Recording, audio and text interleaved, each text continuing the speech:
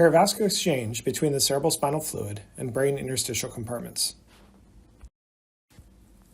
Perivascular spaces are formed by the ensheathment of leptomeningeal vessels by the pia mater within the wider subarachnoid space. This creates a distinct compartment between the pial membrane and the wall of the blood vessel. The courses of perivascular spaces surrounding arteries and veins differ from one another with important consequences. The perivascular spaces surrounding arteries penetrating from the cortical surface follow the vessel as it enters the brain parenchyma. As the vessels branch at the arteriolar level, this perivascular sheath becomes discontinuous and the perivascular space merges with the basement membrane of vascular mural cells. In contrast, the pial sheath surrounding veins is reflected at the cortical surface and does not proceed into the brain parenchyma. Thus, the perivascular spaces surrounding veins at the cortical surface are continuous both with the subpial space and the perivascular spaces surrounding interparenchymal veins. The movement of CSF from the cisternal compartments into and through the brain interstitium has been explored in the intact brain of mice using an approach called in vivo two-photon microscopy. When a green fluorescent tracer is infused into the CSF of the cisterna magna, the CSF tracer moves along the cortical surface within spaces immediately surrounding cerebral surface arteries.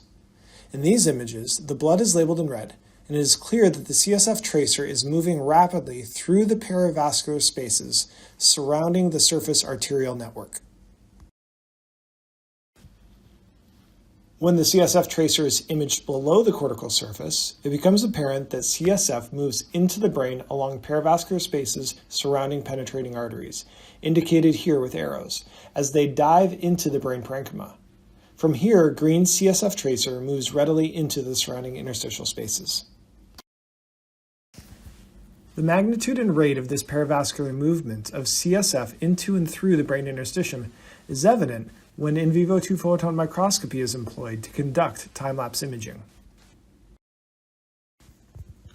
At the cortical surface, CSF tracer moves rapidly along the perivascular spaces surrounding surface arteries, collecting around penetrating arteries and eventually invading the subpial space.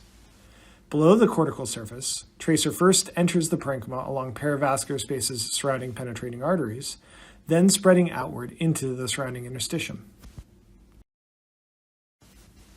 While in vivo two-photon microscopy is limited to a restricted but high-resolution view of the cerebral cortex, the exchange of the CSF and interstitial fluid along perivascular pathways can be imaged throughout the entire brain by dynamic contrast-enhanced MRI. In these studies, rats were imaged in a 12 Tesla MRI scanner, and MRI contrast agent was infused into the CSF of the cisterna magna. To visualize the time course of tracer movement, in these images, the signal change over the first hour is encoded in blue, the signal change over the second hour is encoded in green, and the signal change over the third hour is encoded in red.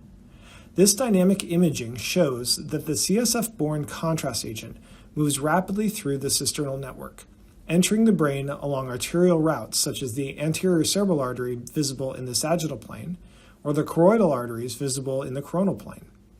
Contrast then moves slowly through the brain interstitium away from these arterial sources towards the deep venous drainage. This imaging shows that the rapid movement of CSF from the cisternal compartments along perivascular spaces is a brain-wide phenomenon and contributes to the extensive and rapid exchange of CSF and interstitial fluid throughout the brain parenchyma. The use of dynamic contrast-enhanced MRI to visualize perivascular fluid and solute exchange has permitted the extension of these findings into human subjects.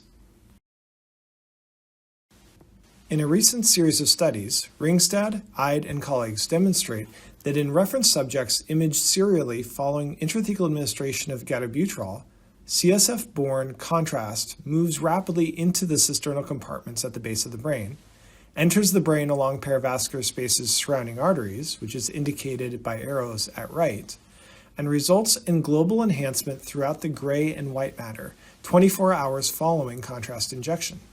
Intriguingly, overall anatomical patterns of CSF contrast distribution are altered, and the kinetics of exchange are observed to be slowed in the setting of idiopathic normal pressure hydrocephalus. These findings demonstrate that the same patterns of perivascular CSF and interstitial fluid exchange, visualized in mice by two-photon microscopy, are occurring in the human brain as well.